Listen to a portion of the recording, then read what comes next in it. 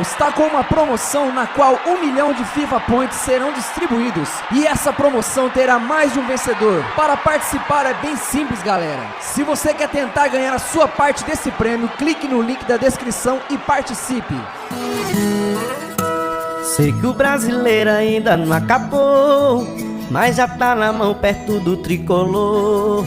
O São Paulo esse ano tá no modo de gigante acordando.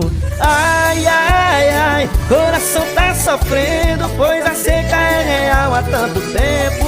Ai, ai, ai, será que é esse ano e vai ter rivais aturando ou chutando? Então já segue, o líder tá forte aí, não tem quem pegue, e seus concorrentes estão te seguindo de jegue. Então mas a esperança, só se vê o São Paulo lá na liderança. Então já segue, e com o tinismo aí, ninguém se mete, essa boa fase se cumprir o que promete. Ninguém mais te alcança, só se vê o São Paulo lá na liderança. E também tá muito vivo o tricolor na competição que ainda não ganhou. Será que é esse ano que ganhar a Copa que tá te faltando?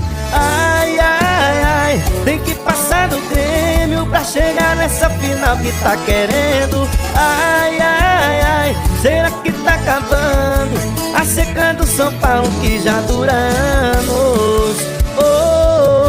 Então já segue, o líder tá forte aí, não tem quem pegue, e seus concorrentes estão te seguindo de jegue. Então é a esperança, só se vê o São Paulo lá na liderança. Então já segue, e com o tinismo aí, ninguém se mete, essa boa fase se cumprir o que promete. Ninguém mais te alcança, só se vê o São Paulo lá na liderança. Então já segue,